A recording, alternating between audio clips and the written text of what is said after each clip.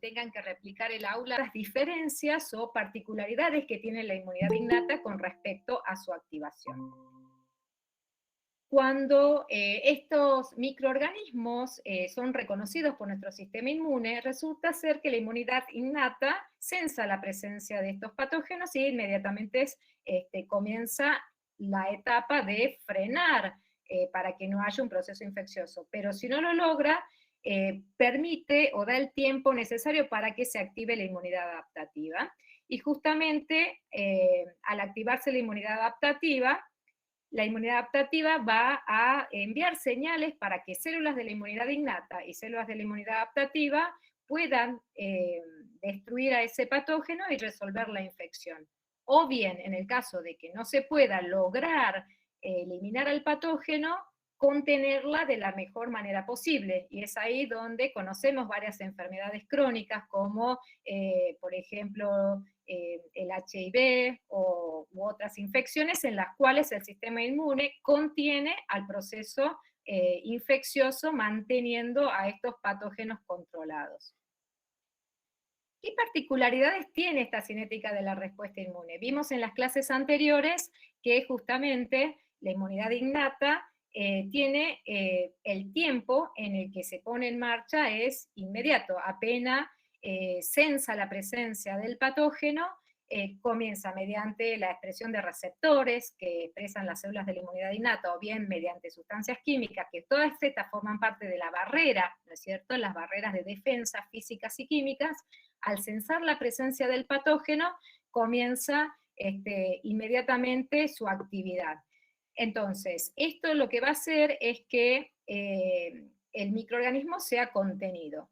En el caso de que no pueda contenerlo, porque de pronto el microorganismo que está en la piel, como en este caso una bacteria gram positiva, logra penetrar en los tejidos más profundos de la piel, porque hay una lesión de continuidad propia de una herida, esto va a hacer que ya células de la inmunidad innata, que ya son constitutivas en la piel, como por ejemplo las que se observan acá, células dendríticas y los macrófagos, también otras células que están de manera constitutiva en la piel, son las células linfoides innatas y los mastocitos, y ante la presencia del patógeno lo que van a hacer es justamente en el caso de las células dendríticas, endocitarlos, y en el caso de los macrófagos, comenzar a fagocitarlos, con la finalidad de que en este primer foco inflamatorio, infeccioso, se pueda contener la infección. Y en el caso de que se activan aparte otros componentes, ¿no es cierto?, solubles de la inmunidad innata, como el complemento, los cuales favorecen toda una reacción inflamatoria, y también sustancias vasoactivas, ¿no es cierto?, que son las que van a actuar como quimiotácticas de otras células de la inmunidad innata. Pero la diferencia está en que sabemos que la inmunidad innata se activa inmediatamente, pero cuando ya el patógeno no es contenido por las células de la inmunidad innata, se envían señales a la inmunidad adaptativa.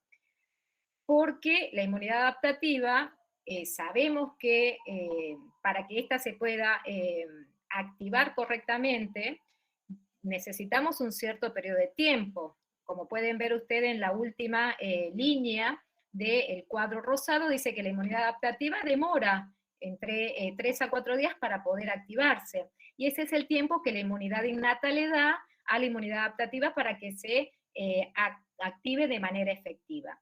Y acá el rol preponderante y el más importante está dado por la célula dendrítica, que al endocitar patógenos al microorganismo en el tejido infectado, es la que va a migrar de ese tejido hacia los órganos linfáticos secundarios, porque la inmunidad adaptativa se activa en los órganos linfáticos secundarios. ¿Estamos?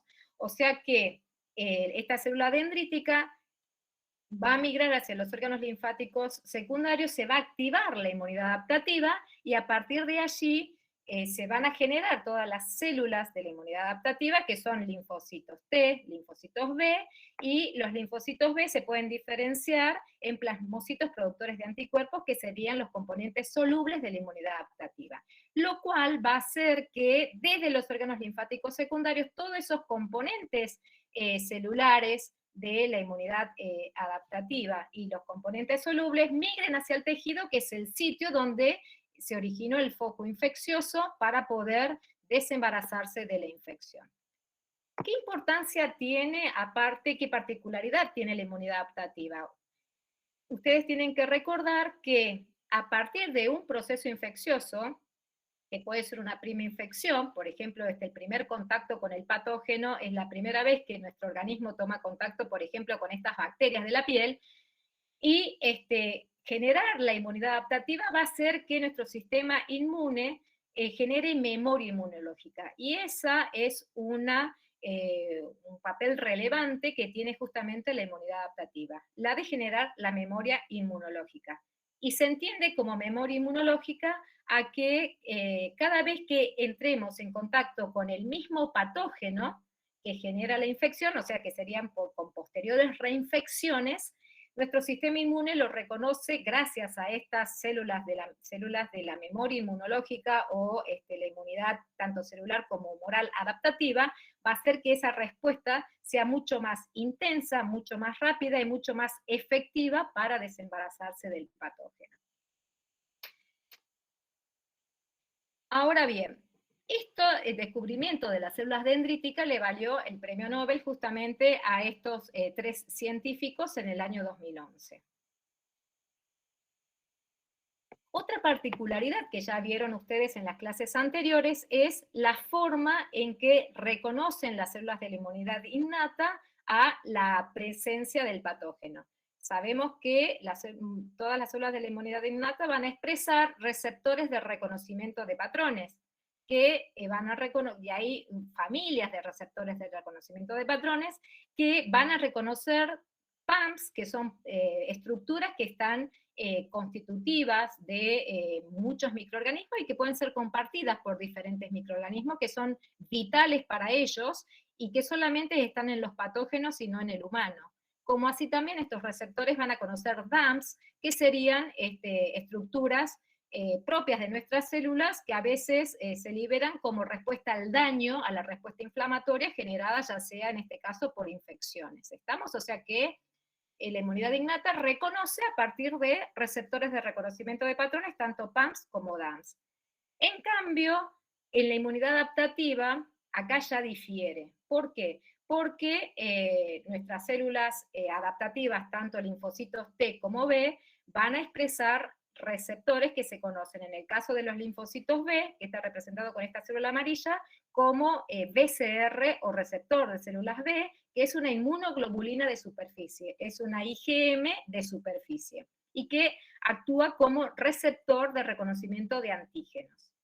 Mientras que el TCR expresa un receptor de células T, que es una estructura distinta, que es un heterodímero, que va a reconocer también estructuras que vamos a ver qué particularidades tiene. Con respecto al BCR, reconoce antígenos, ¿no es cierto? Si estos antígenos van a estar, los que puede reconocer pueden ser estructuras químicas que se encuentran en su conformación nativa. ¿Qué quiere decir? Que pueden reconocer hidratos de carbono, proteínas, lípidos o componentes nucleares de estos microorganismos que están en su conformación nativa. No, así como entra el patógeno y genera la infección, el linfocito B puede reconocerlo. ¿Estamos? En cambio, a diferencia de los linfocitos T. ¿Por qué? Porque los linfocitos T reconocen al antígeno que tiene que estar, son mucho más exquisitos, porque el patógeno, para poder ser reconocido por el linfocito T, primero tiene que haber sido reconocido por otras células que se llaman células presentadoras de antígenos, las cuales van a capturar al patógeno, van a procesar, si tienen estructuras proteicas, y van a generar péptidos, o sea, estructuras lineales que vienen de ese patógeno y tienen que estar asociadas a moléculas del complejo mayor de histocompatibilidad para poder recién ser presentadas en la superficie de estas células presentadoras de antígenos y activar a los linfocitos T, que pueden ser tanto CD4 como CD8. ¿Alguna duda o pregunta hasta acá? No. No, Bueno. de mi parte no. ¿Qué otra diferencia hay? Ustedes saben que cada célula de la inmunidad innata, por ejemplo, en este caso está representada un macrófago, pero el macrófago en su superficie puede expresar diferentes familias de receptores de reconocimiento de patrones. Por ende, puede reconocer, no es específico para el reconocimiento. En cambio, el linfocito, las células de la inmunidad adaptativa, sí, porque cada uno de ellos va a expresar en su superficie los receptores, en el caso del linfocito B, receptores de BCR, que todos tienen la misma especificidad. Lo mismo pasa para el TCR. Todos los receptores de células T van a expresar la misma especificidad. O sea que un linfocito va a expresar una única especificidad. Y ustedes me dirán, bueno, pero ¿yo qué hago con un solo linfocito? El tema es que acá justamente va a ser que a partir de ese linfocito que reconoció el antígeno, que ya vamos a ver a dónde se genera todo eso, se activa este linfocito y genera un proceso de expansión clonal, lo cual hace que a partir de una única célula progenitora se generen millones de células hijas que van a expresar el mismo receptor de células B con la misma especificidad. Por ende, nosotros tenemos un amplio espectro de linfocitos B y linfocitos T, que cada uno de ellos tienen, en ese repertorio, cada uno de ellos tiene una especificidad particular. Pero cuando se activan, la ventaja que tienen de que ese único BCR que reconoció, al activarse, se expande clonalmente generando células hijas con la misma especificidad. ¿Estamos? Por eso es tanto la eficacia que tiene nuestra célula de la inmunidad adaptativa. A ver. Y recordarles entonces que todo lo que viene a partir de ahora de la clase va a estar relacionada con la activación de los linfocitos T. ¿Estamos? Vamos a ver justamente cómo es que las células presentadoras de antígenos son tan importantes en ese rol de reconocer y endocitar microorganismos, procesarlos y presentarlos para activar a los linfocitos T. Entonces, ¿qué son las células presentadoras de antígenos? Bueno, justamente son células que tienen la capacidad de procesar proteínas antigénicas y a partir de ese procesamiento se van a generar péptidos que pueden unirse a moléculas del complejo mayor histocompatibilidad de clase 1 y clase 2 para activar linfocitos T, CD4 y CD8. ¿Y qué células presentadoras de antígenos pueden comportarse como justamente cumpliendo esta función? Y prácticamente la mayoría de las células de nuestro organismo, porque muchas y casi todas son susceptibles de ser infectadas, o sea, por microorganismos intracelulares. Por ende, la mayoría de nuestras células del organismo cuentan con una maquinaria proteolítica que es adecuada justamente para procesar proteínas contenidas en los microorganismos patógenos.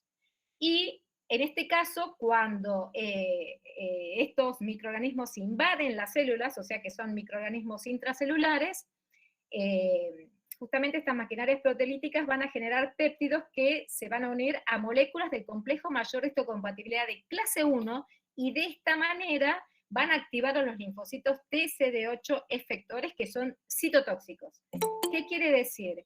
Que estos linfocitos TCD8 citotóxicos, al censar la presencia de estos complejos péptidos MH de clase 1, se van a activar y lo que van a hacer directamente es destruir a esa célula infectada. Estamos, es una célula propia, nuestra, de nuestro organismo, que es destruida completamente por estos linfocitos. ¿A quién le hace acordar esa función? A una célula de la inmunidad innata. A la natural killer. Exactamente, exactamente. O sea que todas las células ustedes saben que todas las células de nuestro organismo expresan moléculas de clase 1, de CMH de clase 1, entonces esto es lo que sensa el linfocito TCD8 con la presencia de esos péptidos y se activa y lo destruye. O sea que es una potente respuesta antiviral. Y van a ver para la segunda parte de la clase también que esta función de estos linfocitos CD8 citotóxicos también es primordial para la inmunidad antitumoral.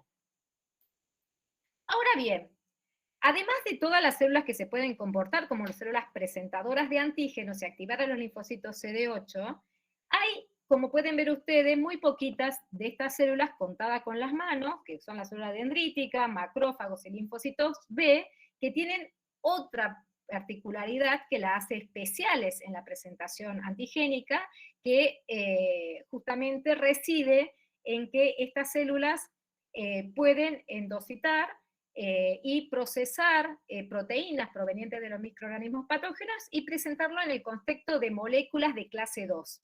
Y de esta manera activar a los linfocitos TCD4, que se conoce como helper o cooperadores.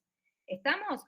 O sea que además de estas células expresar CMH de clase 1 y tener la posibilidad de activar a los linfocitos TCD8, la particularidad de estas células es la de expresar CMH de clase 2 y activar linfocitos TCD4. Y es por eso que se las denomina como células presentadoras de antígenos profesionales, en donde vamos a ver fundamentalmente la particularidad que tiene la célula dendrítica.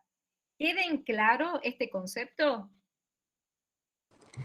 Sí, sí. ¿Lo podría repetir, por favor? Que todas las células del organismo se pueden comportar como células presentadoras de antígenos, ¿sí? ¿Por qué? Porque son todas susceptibles de sufrir una infección. ¿Estamos? Todas nuestras células pueden ser infectadas por microorganismos que tengan su nicho biológico y patogénico en el interior de las células. Entonces, la defensa que tienen esas células de nuestro sistema inmune es poder procesar ese microorganismo que la ha infectado y presentarlas en contexto de SMH de clase 1 y activar linfocitos CD8 citotóxicos, que al reconocerlo destruye la célula que está infectada. ¿Estamos? Perfecto, gracias. O sea que, por ejemplo, una infección de un herpes tipo 1 en el labio, un herpes simple, que te infecta las células de la mucosa de la boca, ¿no es cierto? Entonces te infectó, se fue a nivel intracelular. Las células de la mucosa, del labio, por ejemplo, sensaron la presencia del virus que se estaba replicando, entonces lo que hizo fue directamente procesarlo y presentarlo en el contexto de SMH de clase 1, entonces se activaron los linfocitos CD8 citotóxicos que te destruyen las células infectadas del labio, por ejemplo. Esa es la respuesta antiviral. ¿Estamos? Perfecto. Sí. Tengo una pregunta. ¿Y qué pasa con los linfocitos? Pero lo que nos lleva a eso son todas las células del organismo, pero nosotros vamos a estudiar qué pasa con las células dendríticas, porque cómo se genera la respuesta de estas células presentadoras de antígenos profesionales para activar otro tipo de infecciones, por ejemplo, bacterias extracelulares, que yo necesito activar a linfocitos CD4, porque estos son cooperadores o helper que cuando se activan generan una gran variedad de perfiles como el CD4-TH1, TH2, TH17, Treg, T helper foliculares, que son fundamentales para tener una respuesta efectora, ¿no es cierto?, sobre fundamentalmente las células de la inmunidad innata que van a tener el efecto citotóxico posterior. ¿Estamos? Esa es la interacción. O sea, se activa la inmunidad innata, cuando no se puede contener, se activa la inmunidad adaptativa, que genera fundamentalmente linfocitos TCD8, linfocitos TCD4, cooperadores, que van a producir, se llaman helper cooperadores, porque no tienen función citotóxica. La principal función que tienen los TCD4 es generar citoquinas a mansalva, son grandes productoras de citoquinas, ¿estamos? Que son las que van a mediar la acción de las células de la inmunidad innata, por ejemplo, ¿sí? Entonces, células presentadoras de antígenos profesionales son aquellas células que son muy poquitas. Célula dendrítica, macrófago y linfocito B, que tienen la propiedad de presentar estructuras peptídicas que provienen de patógenos que fueron endocitados y que se expresan en el contexto de moléculas de clase 2 para que activen a linfocitos TCD4. Esta función se le suma a la que ya tienen la particularidad de todas las células. ¿Estamos? ¿Se entiende? O sea, por eso se llaman profesionales, porque tienen la particularidad de activar linfocitos TCD4 en el contexto de los complejos péptidos MH de clase 2. ¿Queda claro? Sí, yo tengo una pregunta, por ahí no sé si es tan específico de esto, pero me mezclo con las células dendríticas, las mieloides y las linfoides. Se me mezclan. Bueno, pero células dendríticas linfoides, eso lo vamos a ver, las células dendríticas, cuando veamos en el ganglio linfático que tienen otra función. Vos lo que tenés que acordarte en este momento es lo que yo te voy a decir y lo que está en el cuadro, porque las únicas células dendríticas que cumplen función de presentadoras profesionales y que pueden activar la inmunidad adaptativa es la célula dendrítica mieloide o convencional, es el otro nombre que tiene. Que nosotros directamente le decimos célula dendrítica, pero hacemos referencia a las mieloides o convencionales. No hay ninguna célula dendrítica linfoide, hay unas células dendríticas foliculares, que son células dendríticas que están en la zona de la corteza de los ganglios, y que actúan como presentadoras de antígenos para los linfocitos B. Pero no tienen nada que ver. No hay células dendríticas linfoides. Las células quizás te estás confundiendo con células linfoides innatas. Sí. Las células linfoides innatas son células hiperimportantes porque lo que hacen ellas es, se llaman actuar como sensoras de la presencia del patógeno y actúan como alarminas. Producen citoquinas que dependiendo del patógeno van a inducir hacia qué perfil se va a activar la inmunidad adaptativa, ¿sí? Y hay subcorrelativas, por ejemplo, las células linfoides innatas de tipo 1 son muy parecidas a las NK, las células linfoides innatas de tipo 2 son muy parecidas a las células, las linfocitos TCD4-TH2, por ejemplo, y las 3 a la de TH17. Entonces vos eso después son otro tipo de células que también son parte de la inmunidad innata y que funcionan en los estadios iniciales para censar la presencia de los patógenos, y que tienen un rol muy importante, y que se descubrieron posteriormente a las células dendríticas. Bueno, en este cuadro lo que se define puntualmente, se resume, qué particularidades tienen las células presentadoras de antígenos profesionales, en donde, como pueden ver, más en color rosado está subrayada la célula dendrítica, en donde vamos a ver que la célula dendrítica es como, se la denomina como el motor y el cerebro de la inmunidad, es una célula de la inmunidad innata que activa la inmunidad adaptativa y dirige hacia qué perfil se va a activar la inmunidad adaptativa. Cumple un rol muy importante. ¿Por qué es eso? Justamente porque tiene una muy alta actividad endocítica, porque tiene propiedades migratorias. ¿Qué quiere decir? Que ella captura o sensa la presencia del patógeno en el tejido infectado y va a migrar hacia el órgano linfático secundario en donde activa la inmunidad adaptativa.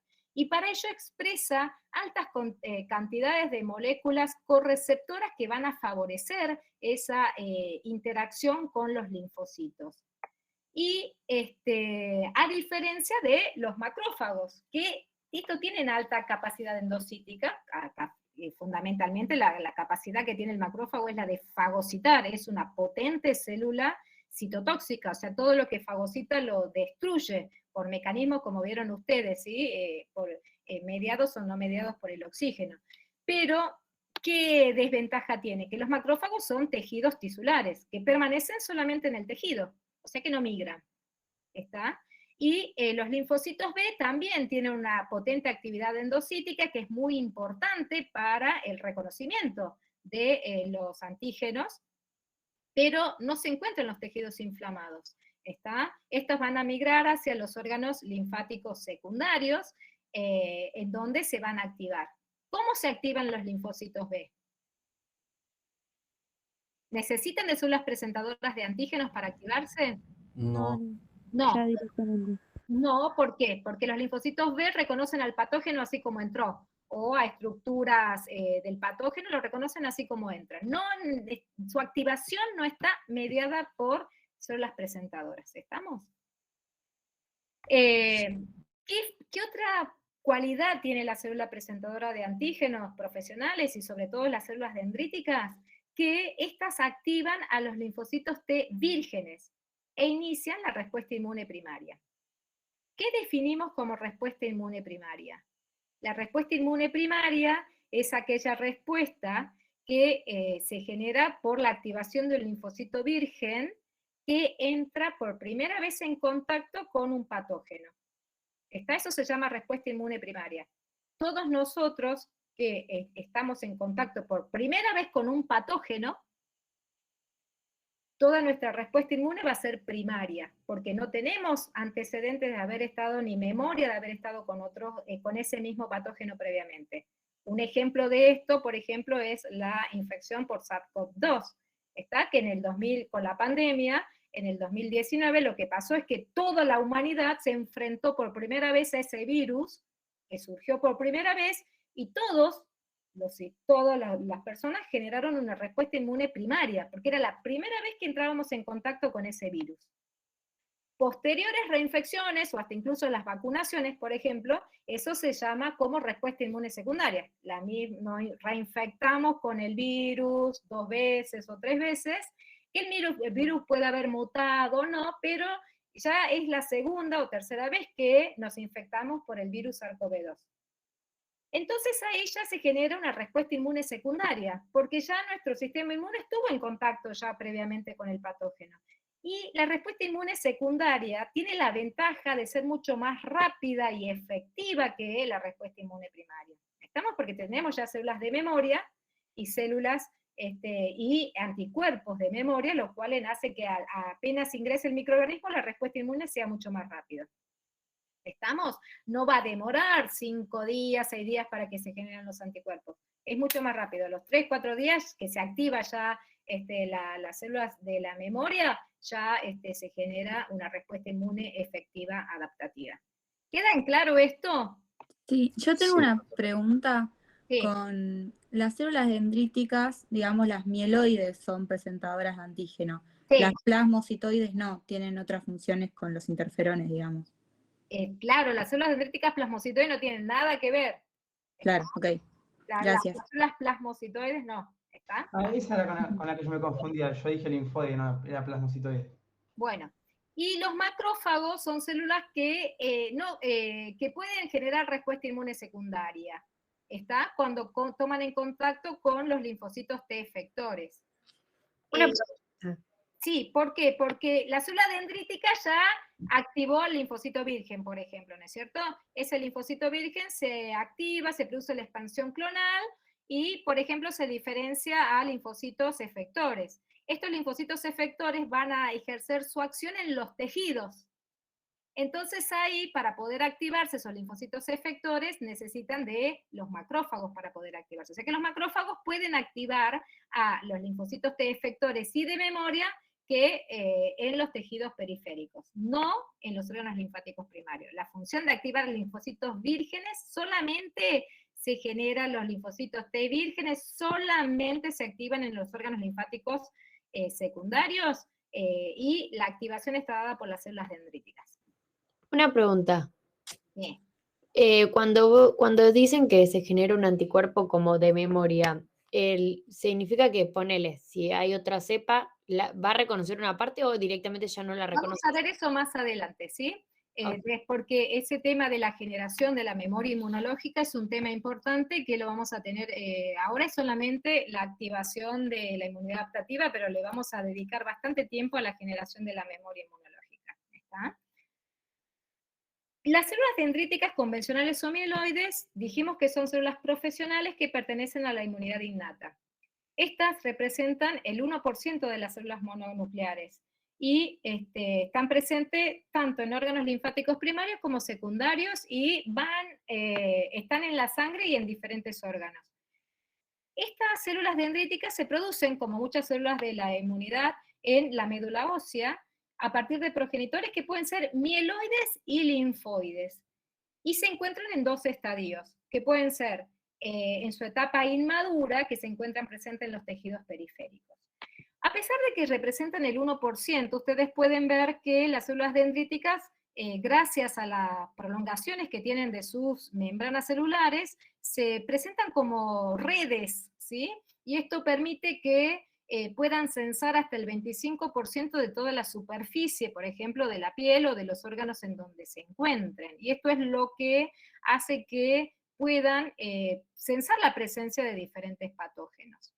Estas células inmaduras, no es que sean inmaduras funcionalmente, sino que son inmaduras para la presentación. Acá lo único que hacen es, células inmaduras se endocitan y posteriormente, al procesarse el patógeno, van a dejar el tejido y se van a dirigir hacia el órgano linfático secundario. Por la linfa van a comenzar su etapa de maduración. Entonces, en los dibujos, en los cuadros de abajo pueden ver una célula dendrítica inmadura con sus prolongaciones que una vez que ha endocitado y comienza la etapa del procesamiento del patógeno que ha endocitado, empieza a madurar. Pierde esas prolongaciones y para lo cual le va a permitir circular por la linfa hacia los órganos linfáticos secundarios. Estas células dendríticas inmaduras se ubican, como dijimos, en los tejidos periféricos. ¿Y cómo sensan la presencia de los patógenos? Pueden ser por dos mecanismos. Por un lado, por la expresión de receptores de reconocimiento de patrones, de receptores para el complemento, de receptores para inmunoglobulinas, ¿está? O bien lo pueden hacer por un mecanismo que se conoce como macropinocitosis. Si ustedes miran en la imagen de abajo, a la izquierda, la célula dendrítica continuamente está emitiendo prolongaciones y llevando contenido de esa estructura que se encuentra en la matriz extracelular hacia el interior de la célula. Continuamente ahora nosotros, por ejemplo, las células dendríticas están haciendo esta función para censar la presencia ya sea de PAMS o de DAMS. Y esta función de macropinocitosis no está mediada por receptores, pero lo hace de manera constitutiva, ¿está? Y justamente muestra una alta capacidad de procesar antígenos endocitados. O sea que en la imagen de abajo tenemos que la célula dendrítica puede reconocer la presencia del patógeno mediada por receptores, o de DAMS o PAMS, porque expresa receptores de reconocimiento de patrones o cualquiera de estas familias de receptores, o bien por ese mecanismo que no está mediado por receptores y que es de manera fisiológica y constitutiva, que lo está haciendo continuamente, que se denomina como macropinocitosis. Si ha endocitado a un patógeno, lo que va a hacer justamente es migrar del tejido donde se generó la infección y se dirige al órgano linfático secundario. Por ende, ya disminuye la capacidad endocítica y lo que sucede es que va a empezar a aumentar la expresión de moléculas del complejo mayor de histocompatibilidad y moléculas coestimuladoras, que son las que van a favorecer la presentación antigénica. Y la particularidad ya de estas células dendríticas maduras es que son las únicas CPA que tienen actividad de activar a los linfocitos vírgenes e iniciar la respuesta inmunoadaptativa. Este cuadro lo que permite es, en síntesis, ver cuáles son las particularidades de la misma célula dendrítica en su etapa inmadura y qué particularidades tiene cuando se encuentra en su etapa de maduración. Las células inmaduras todas se encuentran en los tejidos periféricos que se caracterizan por su alta capacidad endocítica y su capacidad de procesamiento, que lo que va a hacer justamente es que lleve a la maduración con la expresión de moléculas coestimuladoras y moléculas del complejo mayor de histocompatibilidad, aparte de expresar el receptor de quimiosina CCR7, que va a hacer que por gradiente de concentración hagan que las quimiosinas CCL19 y CCL21, que son generadas en los órganos linfáticos secundarios, dirijan la migración de la célula dendrítica hacia ese sitio, y de esta manera poder tomar contacto con los linfocitos. Y así de esta manera activar a los linfocitos de naive en ese sitio. Acá está en resumen lo que sucede habitualmente si tenemos una célula dendrítica en la epidermis. Las células dendríticas que se localizan en la epidermis, que es la primera capa de la piel, se llaman como células de Langerhans. Una vez que esta célula dendrítica ha censado la presencia del patógeno, lo captura, lo endocita, y lo que va a hacer es justamente comenzar a liberarse de las uniones intercelulares que tiene con las células de la epidermis, y por gradiente de concentración atraídas por la interleuquina 19, por las quimiosinas CCL19 y CCL21, va a migrar hacia el órgano linfático secundario. Y en ese trayecto va a empezar su maduración, va a empezar a procesar al patógeno dentro de los endosomas, y de esta manera, ¿qué quiere decir? Que a partir de esa estructura del microorganismo va a empezar a degradarlo las estructuras proteicas para generar péptidos, lo cual va a hacer que esos péptidos se unan a moléculas del complejo mayor de histocompatibilidad, y cuando la célula dendrítica llegue a la zona paracortical del ganglio, exprese en su superficie el complejo péptido CMH para que pueda ser reconocido por el receptor de los linfocitos y poder ser activados. O puede suceder que no lo reconozcan y otros linfocitos que van a circular por los órganos linfáticos puedan reconocerlos, porque en este sitio las células dendríticas permanecen entre 6 a 24 horas presentando a numerosos linfocitos T que van y contactan con la célula, esta interacción célula-célula, que va a hacer que el receptor de células T que sea específico, o B, que sea el receptor de células T que sea específico para ese complejo, se active. Y los otros pueden interactuar con la célula, pero si no hay especificidad, no se activan. ¿Está? ¿Queda claro esto? Sí. Bueno. Sí. ¿En qué consiste el procesamiento antigénico? Es la etapa de maduración de la célula dendrítica, ¿no es cierto? El procesamiento de antígenos consiste justamente en que se requiere para la activación de esos linfocitos T, involucra la acción de proteasas, justamente para degradar proteínas y dar origen a péptidos. Requiere que esos péptidos se asocien a moléculas del complejo mayor de histocompatibilidad y que ese complejo péptido CMH se exprese en la superficie de la célula presentadora. Y todo esto ocurre en células presentadoras de antígeno. ¿Estamos? Ahora bien, entramos a la segunda parte de la clase, que ¿qué son los complejos mayores de histocompatibilidad? Justamente, acá vamos a hacer hincapié en las cualidades que definen a este complejo mayor de histocompatibilidad, que es el poligenismo, el polimorfismo y la codominancia. Vamos a ver, conocer principalmente el rol que tienen estas moléculas del complejo mayor de histocompatibilidad en la presentación de péptidos para activar a linfocitos T y asociar su función con la predisposición a enfermedades. Entonces, sabemos que estas moléculas del complejo mayor de histocompatibilidad que están asociadas con la presentación antigénica son dos: las moléculas del complejo mayor de histocompatibilidad de clase 1 y las de clase 2, que están representadas en la figura, en la imagen de abajo, ¿sí? ¿Dónde se expresan estas moléculas del complejo mayor de histocompatibilidad? En las superficies de las células presentadoras. En el caso de las moléculas del complejo mayor de histocompatibilidad de clase 1, podemos ver la imagen de esta estructura, que es la molécula de complejo mayor de histocompatibilidad. Ustedes pueden observar que es una estructura globulada, que va a estar representada es un heterodímero, está formada por una cadena alfa y una cadena beta 2 microglobulina.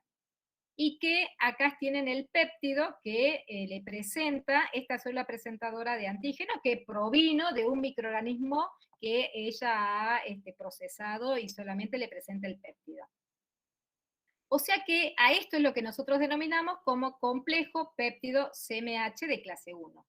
Que siempre estas moléculas van a activar a los linfocitos TCD8. ¿Estamos? Siempre el CMH clase 1 con su péptido va a activar a linfocitos TCD8, el cual este linfocito TCD8 se va a activar siempre y cuando su TCR sea específico para este péptido. ¿Estamos? Este TCR es un receptor de células T, es un heterodímero, está formada por una cadena alfa y una cadena beta, pero que importante también es saber que necesitamos de esta molécula correceptora que se llama CD8, que también es un heterodímero y que justamente le da el nombre al linfocito TCD8. ¿Estamos? Si ese TCR se asocia a esta molécula correceptora CD8, es un linfocito CD8. ¿Qué es lo que hace este linfocito TCD8? Bueno, también estabiliza la unión del TCR con el complejo péptido CMH, uniéndose a estructuras específicas que se encuentran en el dominio alfa 3 de la cadena alfa. ¿Está? Es fundamental. De esta manera va a establecer una unión que va a permitir la activación del linfocito TCD8 siempre y cuando este TCR sea específico para este péptido que le expresa el CMH clase 1. Si no, se va a producir una unión que va a ser transitoria y posteriormente se despega esta interacción. Acá ustedes pueden ver que sucede lo mismo. Tenemos una CMH de clase 2 que le va a presentar péptidos para activar al linfocito siempre TCD4. ¿Por qué se denomina CD4? Justamente porque tiene una molécula correceptora que se llama CD4. Acá la particularidad de esta CMH de clase 2 es que también es un heterodímero, pero está formado por una cadena alfa y una cadena beta, ¿sí? Y le presenta el péptido al linfocito, al receptor de células T, que es un heterodímero con una cadena alfa y una cadena beta, que es similar a este, pero la diferencia está en que esta molécula correceptora se va a unir a estructuras que son repetitivas, siempre en el dominio beta 2 de la cadena beta del CMH de clase 2. ¿Dudas o preguntas con esta interacción? Esto es fundamental y esto es lo que se conoce como la primera señal de activación para la activación de los linfocitos. ¿Está? Después hay otras moléculas que se expresan para favorecer la segunda señal que va a llevar a la activación total de ese linfocito. Tenemos una primera señal que está dada por lo que ustedes están viendo actualmente y después hay otras moléculas que colaboran con la segunda señal. Para activar un linfocito es imprescindible que se den las dos señales de activación, porque con esta sola no se llega a la activación. ¿Estamos? Una pregunta, cuando hablas de las dos señales, ¿decís de la CMH1 y 2? No, no, no. Hablo de moléculas ¿viste los CD28, CD80, CD86? Son otras moléculas, por ejemplo, CD80 o CD86, que son expresadas por las células presentadoras y los linfocitos expresan CD28.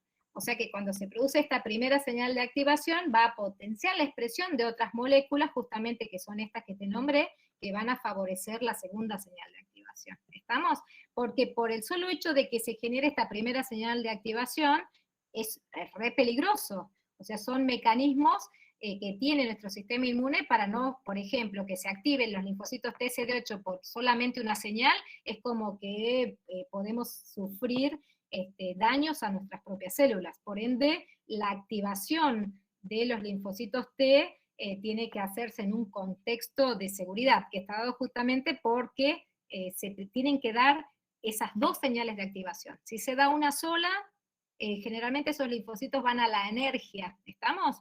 O sea que son mecanismos que vamos a ver regulatorios de la activación de la inmunidad, que lo van a ver más adelante. Ahora estamos haciendo hincapié en cómo serían la activación. Lo que estamos viendo acá es la primera señal de activación. Van a ver en la clase que viene de linfocitos cómo se lleva a la activación completa, ¿sí? Con una segunda señal de activación. ¿Está? O sea, todo esto pasa al mismo tiempo que igualmente los linfocitos... Claro, esto, yo te estoy hablando porque justo acá hay una especificidad, pero puede suceder que no se active, porque esto no es específico, ¿está? O sea, puede suceder que el linfocito haya una interacción que es transitoria, pero que este linfocito, no sé, por su TCR no es específico, o sea que no va a enviar señales. Y esto va a hacer que se genere otra segunda señal. Acá solamente yo me focalizo en la primera señal de activación, que es donde intervienen las células del complejo mayor de histocompatibilidad. Son dos linfocitos distintos. Tenés linfocitos T, que pueden ser CD4 o CD8, ¿está? Claro, y ¿Sí? los linfocitos, sí. Los linfocitos B al mismo tiempo también se activan, ¿no? Pero eso es por no estar por este mecanismo, porque yo para activar los linfocitos B no necesito células presentadoras, ni moléculas del complejo mayor de histocompatibilidad, ni nada. Se activan, por eso les comentaba que se activan directamente al reconocer el patógeno, por ejemplo. Claro, o sea, primero se activarían Los B y después. Exactamente, exactamente. También los linfocitos B tienen una primera señal de activación y una segunda señal de activación. Se activan con 2 señales de activación, pero lo vamos a ver un poquito más adelante. ¿Está? Bueno, hablando específicamente de las moléculas del complejo mayor de histocompatibilidad, a la izquierda tenemos las de clase 1 y a la derecha las de clase 2. Si ustedes ven la estructura, les parecen que son las mismas, ¿no es cierto? Excepto que las de clase 1, las dos son heterodiméricas, pero las moléculas de clase 1 están constituidas por una cadena alfa que tiene 3 dominios, alfa 1, alfa 2 y alfa 3, y un dominio que la une a la membrana, ¿sí? De la célula presentadora.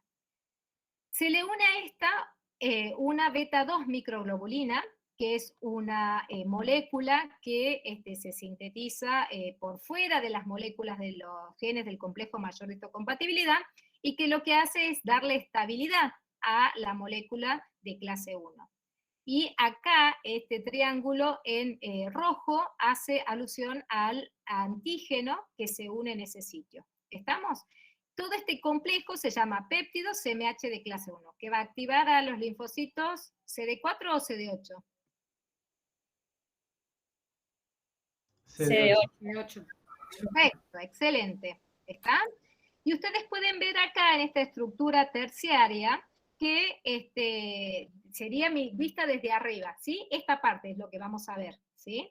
Podemos ver que el dominio alfa 1 está representado como el borde de un surco que hay acá, ¿sí? Sería un borde de este surco que se arma acá, ¿sí? El dominio alfa 2, que es el otro lado de ese surco, y tiene los extremos un poco abiertos.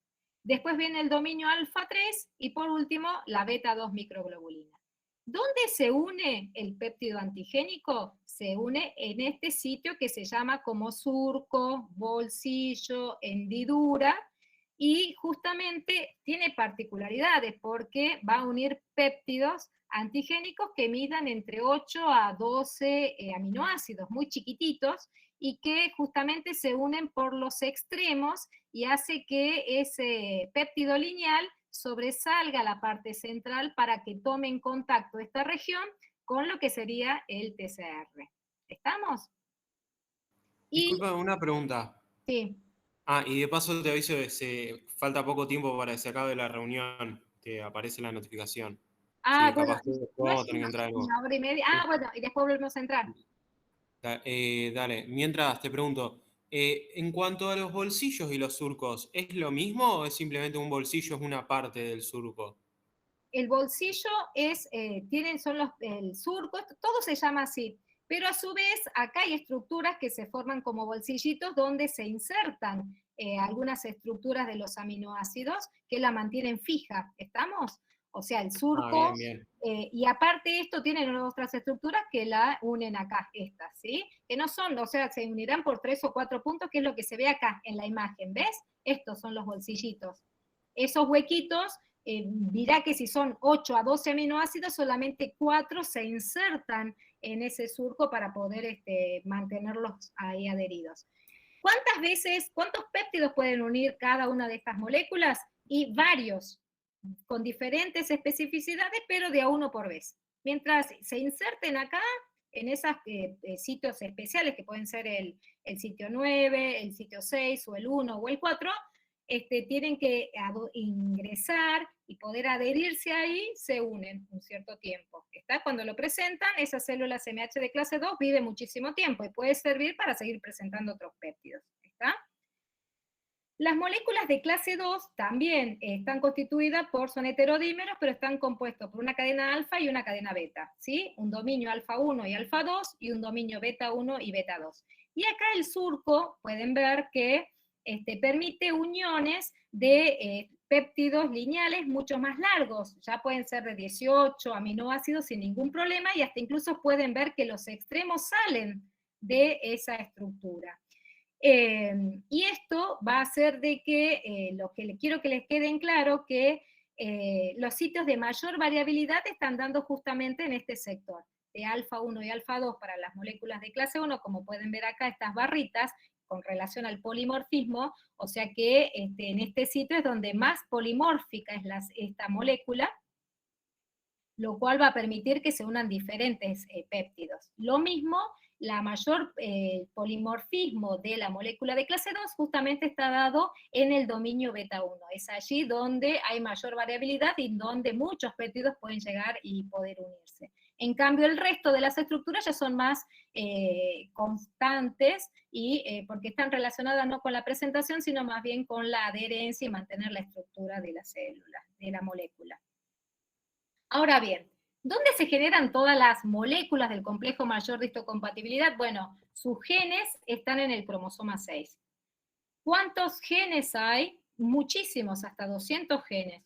Y dijimos que las que están asociadas con las moléculas que están asociadas con la presentación son las moléculas del complejo mayor de histocompatibilidad de clase 1 y de clase 2. Y que dentro de ellas podemos ver que para las moléculas de clase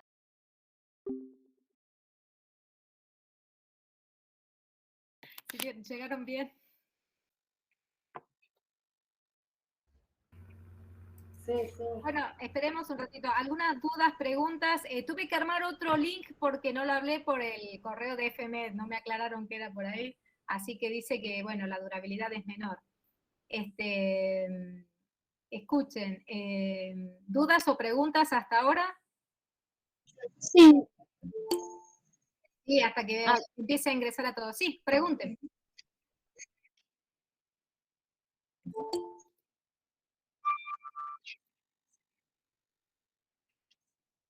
Por eso es un patrimonio de la inmunidad adaptativa, exactamente.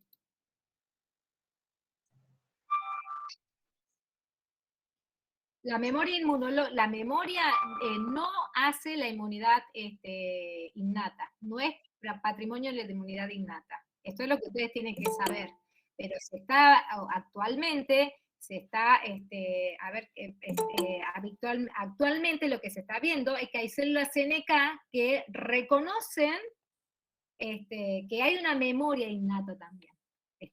Pero no le vamos a preguntar eso a ustedes en el examen, que se está viendo para tratamientos, pero se ve que las células inmunes innatas, como las células NK, están teniendo memoria inmunológica.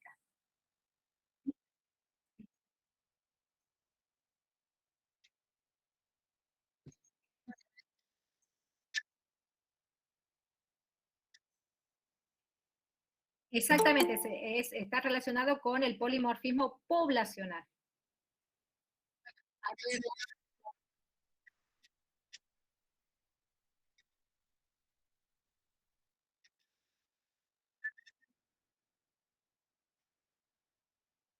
Dame 2 segunditos porque eso todavía no lo vimos. discúlpame. Espera que Yo comparto. tengo una duda. Sí. Es una preguntita. O sea, el dominio más variable de las moléculas de clase 1, ¿cuál era? Porque no lo llegué a notar. Tenés alfa 1 y alfa 2. Ahí va. Espera, ya te voy a mostrar de nuevo el cuadrito. A ver, Dale. acá.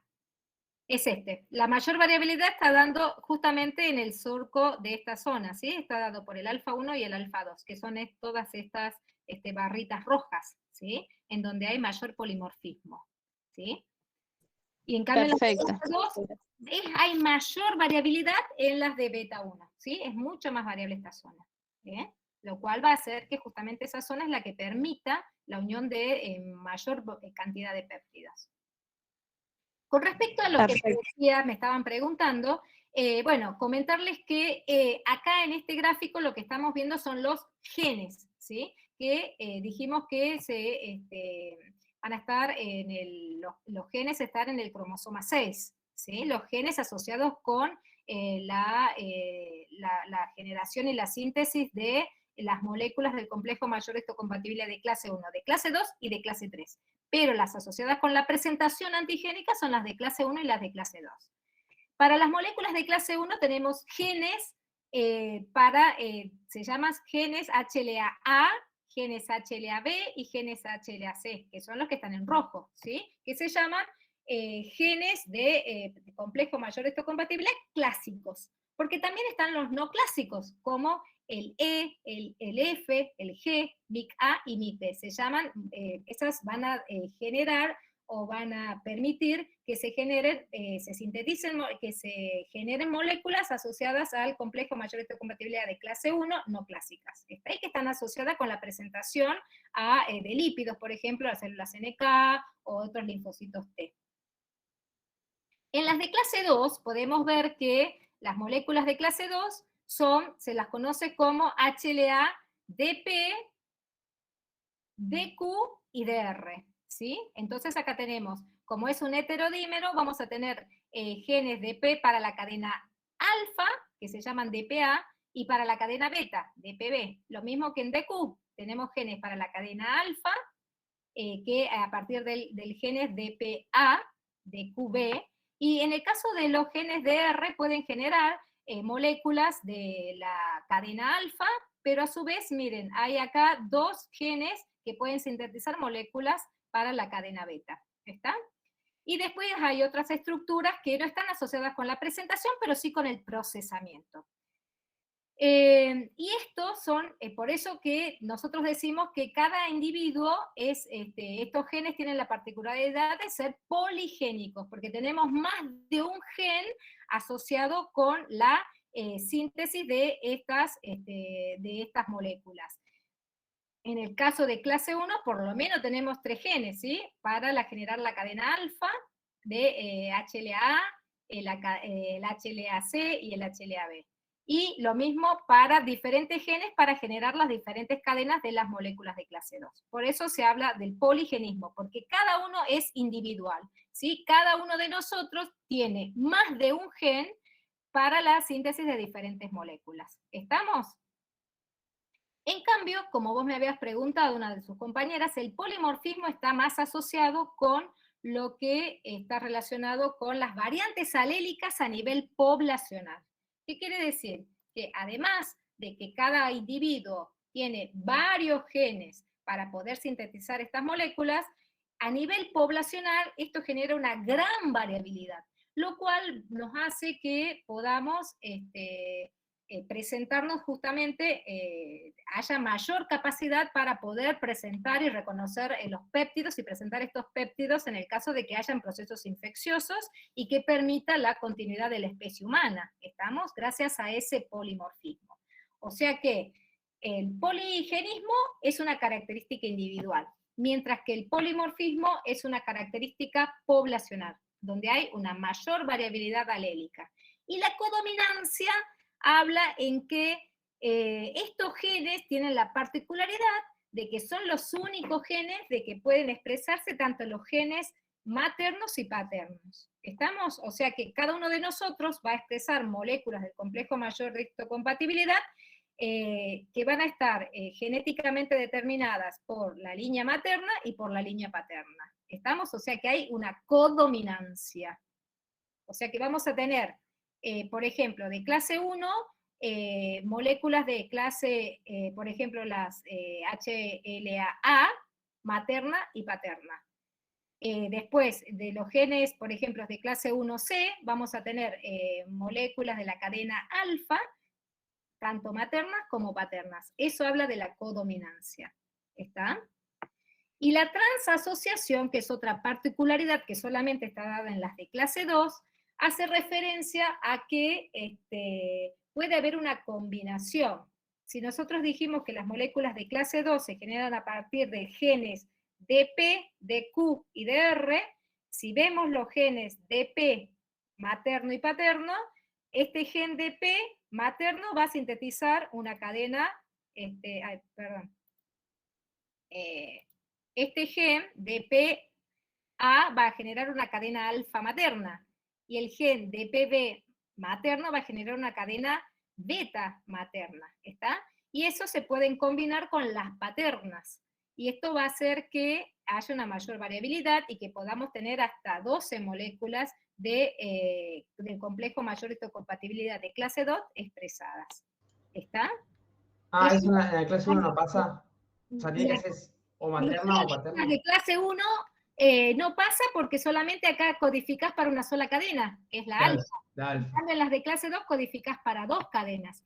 ¿Está? Los genes que codifican para la cadena alfa y la cadena beta están en el cromosoma 6, acá, en este sector. En cambio, las de clase 1 solamente codificas para una sola cadena, porque la beta 2 microglobulina es siempre es la misma, es monomórfica, es una molécula monomórfica y codifica en el cromosoma 15, que es siempre la misma. ¿Estamos? O sea que la variabilidad acá es mucho menor que la que se ve en la clase 2. ¿Está? Perfecto, gracias. Y bueno, chicos, como tuvimos esas demoras, no vamos a llegar con toda la clase. No sé cómo, a pesar de que no se les haya dado, esto va incluido en el parcial, ¿no? Eso les quería comentar. Pero cualquier duda o pregunta que tengan, lo hacen por el campus, ¿está? Para que le pueda contestar, ¿sí? Yo lo mismo voy a avanzar lo máximo que pueda, pero sé que después siguen con la otra clase, ¿está? Del seminario. Ok. Porque le voy a quitar tiempo si no a los otros profes. Entonces, ¿en qué consiste el procesamiento y la presentación de antígenos? Para esto tenemos fundamentalmente 3 vías. Dentro de unas de estas vías es la vía endógena o biosintética, le sigue la vía exógena o endocítica y la vía de presentación cruzada. Como nuestras células están separadas por membranas, tenemos la membrana de la célula, membranas nucleares, de los endosomas también todas están rodeadas por membranas, podemos ver que hay diferentes compartimentos. La vía endógena o biosintética es una vía que está asociada con el procesamiento de aquellos patógenos que invaden el citosol, o sea que son estructuras que se van a encontrar en este sector que es el citosol. Acá lo que están viendo ustedes, esta estructura ya es el interior del retículo endoplásmico rugoso, ¿está? O sea que esas estructuras que se encuentran en el citosol, por ejemplo, esta estructura que se ve acá como un péptido largo, que puede ser, por ejemplo, una estructura de un virus que empezó a replicar en el citosol, gracias a la acción del complejo ubiquitina-proteasoma, lo que va a suceder es que van a degradar esa proteína en péptidos, en pequeñas estructuras que van a ser llevadas a través del TAP1 y TAP2 de este complejo y llevadas hacia el interior de la luz del RER. Y allí es donde se encuentra la molécula del CMH de clase 1. Este péptido se va a unir a la hendidura que tiene en este sector la molécula y se va a conformar el complejo péptido CMH que por unos endosomas van a atravesar el Golgi y van a llegar a la membrana de la célula y allí van a poder presentar el péptido para que sean reconocidos, en este caso, por linfocitos TCD8. En cambio, la vía exógena o endocítica se llama así porque los microorganismos están en el exterior, ya sea pueden ser estructuras de microorganismos o propias estructuras nuestras, de nuestras proteínas del organismo, que son endocitados, son llevados al interior de la célula mediante la formación de endosomas, que para poder degradar estas estructuras necesitamos que se formen los endolisosomas. Los lisosomas contienen justamente familias de péptidos, como las caspasas, por ejemplo, que van a acidificar el interior de ese fagolisosoma o endolisosoma y va a generar la degradación de esa proteína en péptidos. Y esto va a permitir que la molécula de CMH de clase 2, que viene desde el retículo endoplásmico rugoso, pueda unir el péptido a este nivel, a nivel del fagolisosoma, y formarse el complejo péptido CMH y poder de esta manera mostrarla en la membrana de la célula para activar linfocitos TCD4. La vía cruzada es una vía que la vamos a ver más adelante, pero es exclusividad de las células dendríticas. ¿Qué quiere decir? Que vamos a ver con más detalle adelante que las células dendríticas, por ejemplo, ellas habitualmente son profesionales porque utilizan esta vía, ¿sí? Exógena o endocítica. Pero puede suceder que, por ejemplo, en el momento de endocitar, parte de este microorganismo pueda evadir la formación del endosoma y se dirige hacia el citosol. Cuando se dirige hacia el citosol, lo que va a suceder es que se va a activar este mecanismo del complejo ubiquitina-proteasoma y va a permitir que pueda ser degradado esas proteínas que se filtraron hacia el citosol y en vez de ser presentadas en el contexto de CMH de clase 2, también pueda ser presentada en el contexto de CMH de clase 1. Por eso se llama vía cruzada y que por ahora es constitutivo de las células dendríticas. Aunque se están conociendo que otras células en ciertas circunstancias patológicas también puedan presentar. ¿Estamos? Cuando ustedes estudian micro, es muy importante que... ¿me escuchan, chicos? Sí. Ah, bueno. Sí, sí, yo Cuando tengo una duda. cuando estudien microbiología, ustedes van a ver las particularidades que tienen los microorganismos con respecto a sus propiedades biológicas y patogénicas, porque tienen ciertas preferencias en zonas de nuestro organismo, ¿sí? Por ejemplo, los virus de la hepatitis tienden a infectar nuestro hígado, por eso, y a nivel de los hepatocitos, infectar el interior de las células, ¿estamos? Entonces, o bacterias extracelulares, por ejemplo, bacterias como el estafilococo, que tienden a ser bacterias que son, que infectan por fuera de la célula por el tamaño que tienen y que son endocitadas. O incluso aquellos virus o parásitos que infectan la superficie de la célula. O sea que hay diferentes nichos con que estos microorganismos pueden infectar. ¿A qué viene esto? ¿Por qué es importante conocer el sitio de infección? Porque justamente conociendo el sitio de infección vamos a ver justamente por qué vía puede ser procesada o presentada y cómo puede activarse la inmunidad adaptativa con una mayor preponderancia. ¿Estamos? Tengo solo una pregunta, que a ver si entendí mal. Entonces, la vía exógena activa los CMH2 y la endógena los CMH1. Exactamente, acá podés ver, mira. Ah, listo. No activa los CMH, sino que Claro, la vía. activan a los linfocitos. Exactamente. Sí. O sea que acá se ven más detalles. Todo esto, lo que ustedes ven acá, es el citoplasma de la célula, ¿sí? Todo esto es el citoplasma. Acá tenemos el retículo endoplásmico rugoso, tenemos la luz del RER, la luz del Golgi, la membrana de la célula, y acá ya un linfocito TCD8, ¿sí? O sea que, para activar esta vía endógena o biosintética, la finalidad es que esta célula presentadora va a utilizar esta vía con aquellos microorganismos que han infectado la célula en el citosol, o proteínas que se encuentran en el citosol, porque también pueden ser proteínas propias. Ustedes saben que nuestras organelas habitualmente también tienen que ser degradadas, se envejecen, y es el mecanismo por el cual también esta vía endógena o biosintética pueden degradarse, ¿está?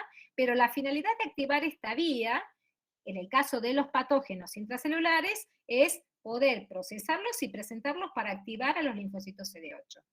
O sea que, por ejemplo, en el caso de que infecte un virus a la célula, va a utilizar la maquinaria de la célula para replicar. El citosol va a centrar, del citosol de la célula se va a censar la presencia de esta proteína, y lo que va a hacer justamente es ubiquitinizarla, que son pequeñas proteínas que empiezan a marcar a estas proteínas, en este caso víricas, y la guían hacia el proteasoma. El proteasoma es este complejo multicatalítico que tiene la función de contar con 4 anillos, de los cuales hay anillos centrales, que tienen función catalítica. Degradan a esa gran proteína para poder hacer que salgan por el extremo regulatorio péptidos. ¿De qué tamaño? Generalmente son cortitos, dijimos entre 8 a 12 aminoácidos, que van a ser dirigidos hacia el interior del RER a través de estas proteínas que se encuentran en la membrana, que se llaman TAP1 y TAP2, que se denominan como proteínas asociadas al transporte de péptidos, ¿sí? A la presentación antigénica. Van a ingresar estos péptidos al interior del RER, y ahí se encuentran las moléculas del complejo mayor de histocompatibilidad de clase 1, o sea, la cadena alfa y la cadena beta, que ustedes pueden ver un video que tienen colgado en el aula, cómo se forma esta estructura, porque hay un complejo de chaperonas que permiten primero la formación de la cadena alfa, ¿no es cierto?, que se mantenga estructuralmente estable, con una chaperona que se llama calnexina, que cuando viene ya la beta-2 microglobulina, esta chaperona desaparece y se forma otra chaperona, se une otra chaperona que mantiene unida ya al heterodímero alfa-beta-2 microglobulina, que se llama calreticulina y ERP52, que va a hacer que comience a circular para ponerse cerca de TAP1, unida acá por tapacina, ¿sí? ¿Qué va a hacer esto? Quiere decir que cerca de TAP siempre van a estar ya estacionaditos las moléculas de clase 1. Al unir el péptido en el sitio de la hendidura, se va a formar el complejo péptido CMH de clase 1. Va a dejar el RER, va a migrar a través del Golgi, por estas vesículas exocíticas, y van a ser expresadas en la membrana. Y ahí ya son mostradas para que sean reconocidas por el TCR del linfocito CD8. Mientras que la vía exógena es una vía en la cual va a llevar microorganismos que se encuentran por fuera de la célula, los va a ingresar, o también estructuras propias del organismo que son endocitados. Toda esta vía de procesamiento se realiza para que se activen linfocitos CD4. ¿Estamos? O sea que la vía exógena, como comentó una de las compañeras, se va a llevar a cabo para que siempre se han presentado péptidos en el complejo, en el contexto de CMH de clase 2 y activar CD4. ¿Y cómo es este mecanismo? Acá tenemos que, al hacer un microorganismo, por ejemplo, endocitado, dijimos que dentro de esos endosomas se van a unir lisosomas y se van a generar endolisosomas. Y de esa manera, las enzimas catalíticas que se encuentran dentro de esos lisosomas van a comenzar a degradar esa proteína gracias a la acidificación del medio. Y ya vamos a tener entonces los péptidos antigénicos. ¿Y qué pasa? Es en este sitio donde viene la molécula de CMH de clase 2. ¿Qué quiere decir? Que las moléculas de CMH de clase 2 se originan en el RER, tenemos una cadena alfa y una cadena beta y una cadena invariante, que hace que se une al sitio de la hendidura, impidiendo que prematuramente se unan péptidos acá.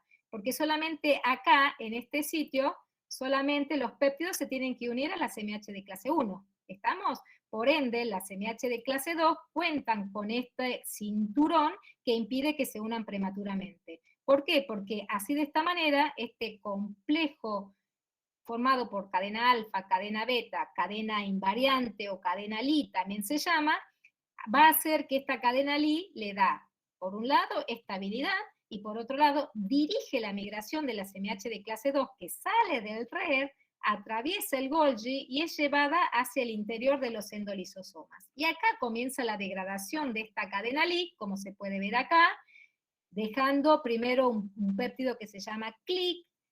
Justamente eso se libera por la acción de otras moléculas del CMH de clase 2 que se llaman como no clásicas, que son HLA, DM y DO. Cuando hay un desequilibrio y hay un proceso infeccioso, hay un mayor predominio de las moléculas no clásicas HLA-DM, lo cual degrada la presencia de estos, permiten que se unan acá los péptidos CLIP, dejando libre la hendidura, y ahí se une el péptido. ¿Está? Y se forma. Esto que ustedes están viendo acá sería en mayor detalle lo que está mostrado acá. ¿Está?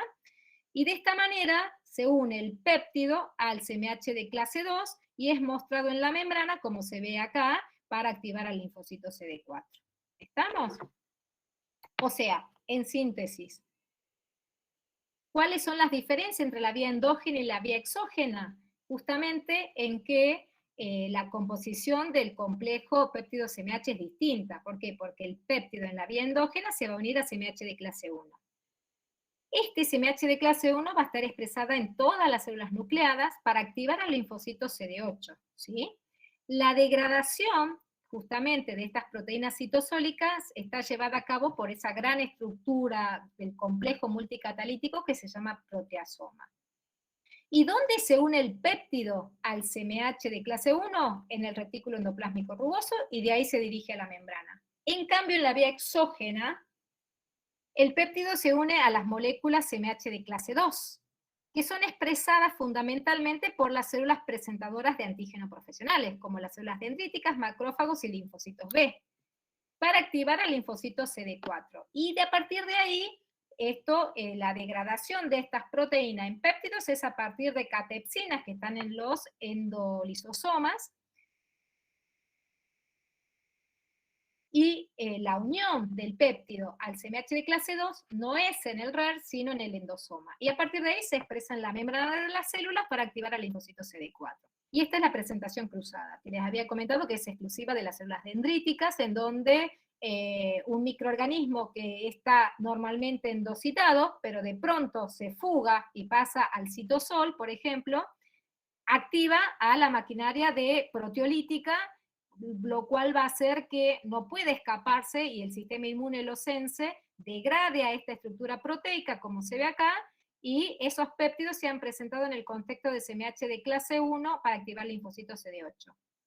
Que normalmente en esta estructura que es endocitada debería unirse a CMH de clase 2 para activar a los linfocitos CD4. O sea que son mecanismos que resguardan estas células presentadoras, por eso es que las células dendríticas son importantísimas, porque tienen esta dualidad en poder también tener esta vía de presentación cruzada. ¿Dudas? ¿Preguntas?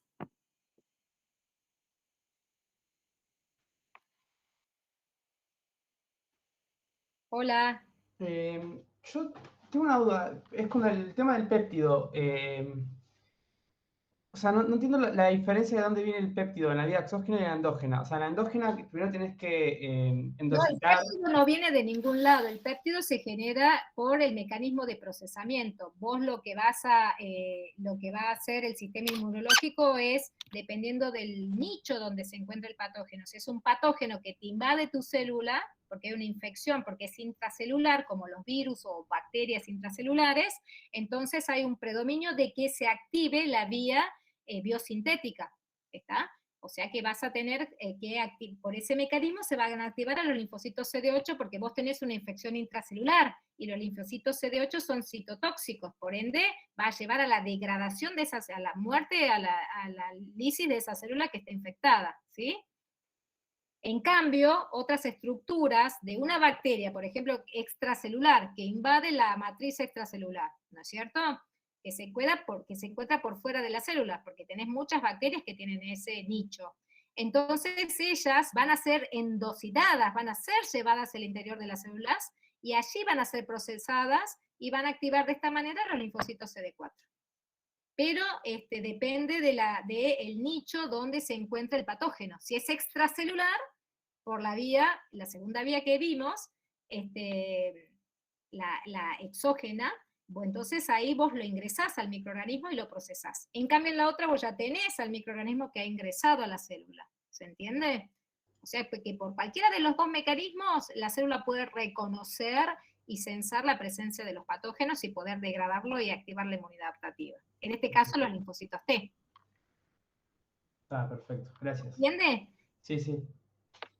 ¿Alguna otra duda o pregunta? Porque acá vamos a tener que dar por finalizada la clase.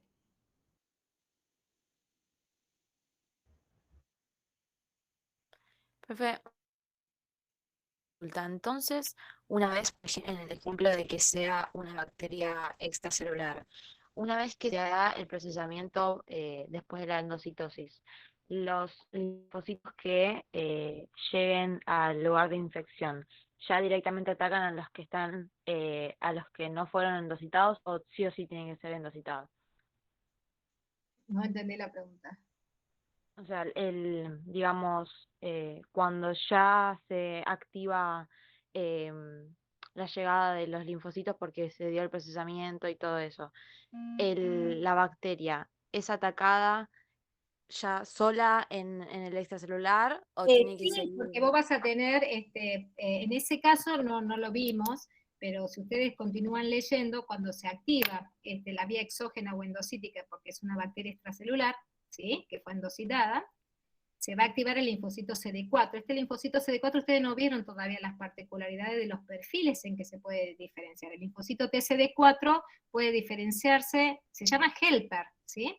Porque se diferencia en diferentes perfiles efectores y de memoria. Pero la función fundamental de los linfocitos CD4 es generar citoquinas, ¿sí? Citoquinas que en este caso, por ejemplo, si es una bacteria extracelular, va a haber un predominio de la diferenciación de ese linfocito CD4 en un perfil TH17, ¿sí? Esto va a hacer que ese linfocito CD4, este único que vos estás viendo acá, como reconoció mediante este receptor de células T, se va a generar primero una expansión clonal. Este único linfocito va a generar millones de células hijas con el mismo receptor, ¿sí? Que se van a llamar células T CD4 efectoras en un perfil, en este caso, inducido por esa infección bacteriana, en un perfil TH17. Estos linfocitos efectores, estos van a dejar el ganglio y se van a ir al tejido. En el caso de que haya sido una infección, por ejemplo en la mano, se van a ir hacia ese tejido, y allí van a generar fundamentalmente citoquinas como la interleuquina 17A, van a ver la F, la interleuquina 21, la interleuquina 22, que son potentes activadoras de neutrófilos. Entonces los neutrófilos, ustedes ya conocen que son células que tienen una gran capacidad para fagocitar a las bacterias extracelulares, y por diferentes mecanismos citotóxicos las degradan, ¿está? O sea que fagocitan y destruyen a las bacterias. ¿Se entiende? Sí, sí. Bueno, eso es para que integren posteriormente, pero esto es lo que vos me estabas preguntando, es excelente la pregunta. ¿Alguna otra duda o pregunta, chicos, de lo que vimos hasta acá?